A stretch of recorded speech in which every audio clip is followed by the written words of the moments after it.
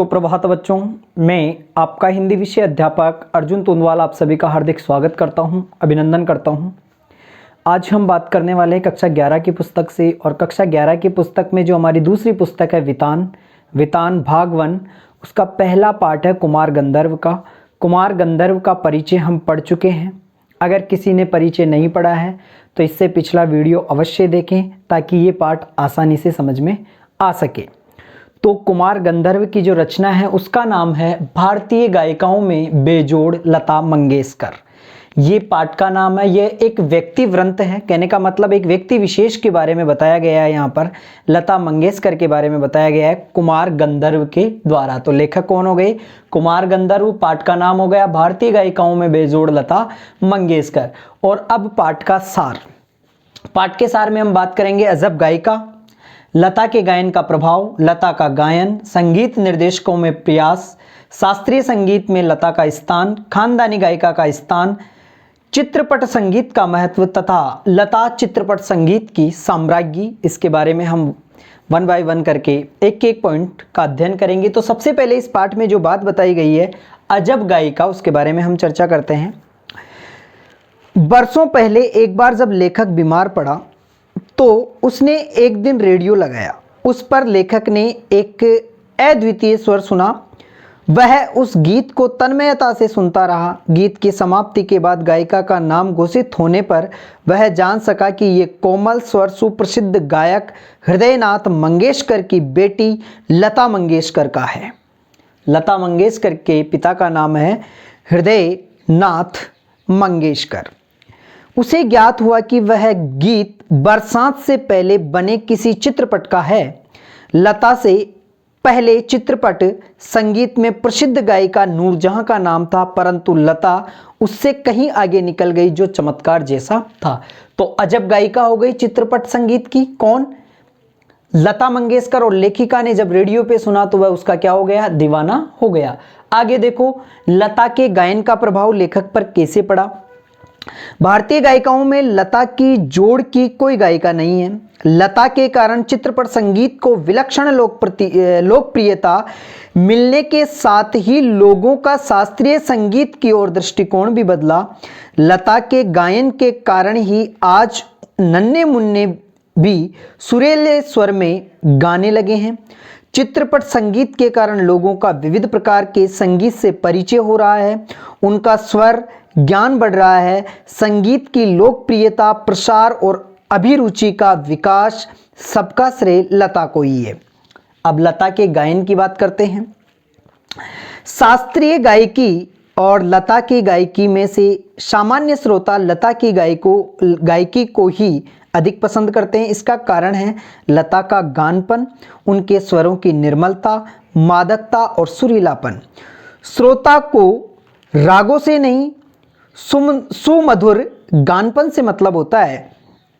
लता के स्वर में 100% गानपन है। यही लता की लोकप्रियता का मुख्य मर्म है।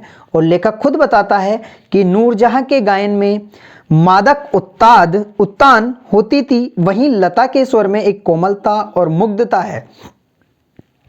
संगीत दिग्दर्शकों को उस निर्ममता का जितना उपयोग कर लेना चाहिए था वे उतना नहीं कर सके।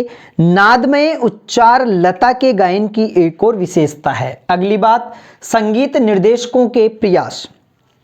ऐसा माना जाता है कि लता के गीतों में करुण रस प्रभावशाली रीति से व्यक्त होता है, परंतु लेखक का मत है कि लता ने मुग्ध श्रृंगार की अभिव्यक्ति करने वाले मध्य या द्रुत लय के गीत बड़ी उत्कटता से गाए हैं। गाने में संगीत निर्देशक उनके अधिकाधिक ऊंची पट्टी में गवाते थे और उनके साथ अन्याय करते थे। शास्त्रीय संगीत में लता का क्या स्थान है उसके बारे में हम बात करते हैं। शास्त्रीय संगीत में लता के स्थान के बारे में पूछना प्रयोजनहीन है, क्योंकि चित्रपट और शास्त्रीय संगीत की तुलना नहीं की जा सकती। दोनों की ताल में अंतर होता है। चित्रपट संगीत में आधे तालों का प्रयोग किया जाता है।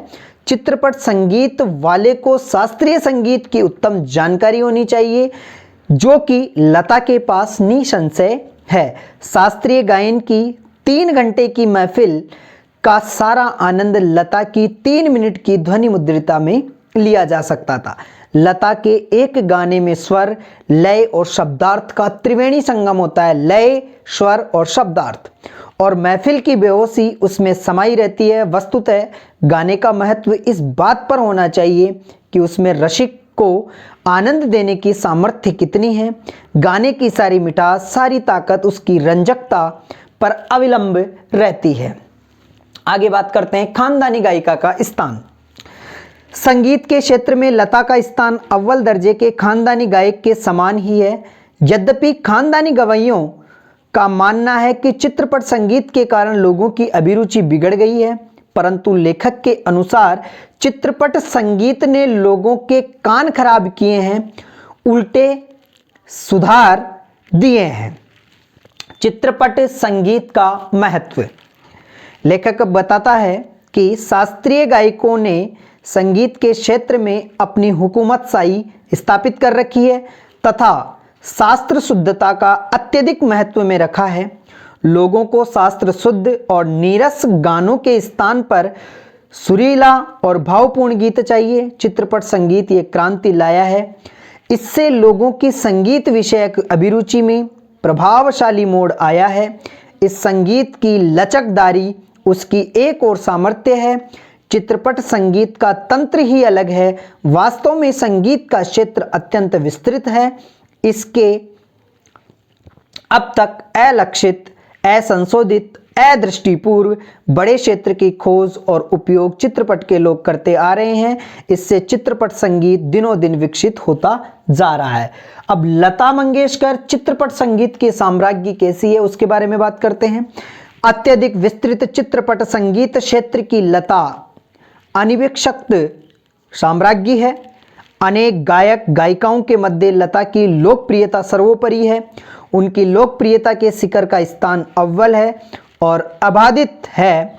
देश में ही नहीं परदेश में भी उनके गीत सुनकर लोग झूम उठते हैं। शताब्दियों में शायद एक बार पैदा होने वाला ऐसा कलाकार हमारी आंखों के सामने है, हमारे बीच में है।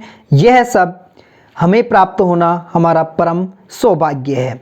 यह था लेखक का पाठ लता मंगेशकर से संबंधित, जो कि शास्त्रीय संगीत में भारतीय गायिकाओं में बेजोड़ मानी जाती है। आप सभी को समझ में आया होगा। नहीं आया है तो एक बार फिर से वीडियो को अवश्य देखें। धन्यवाद।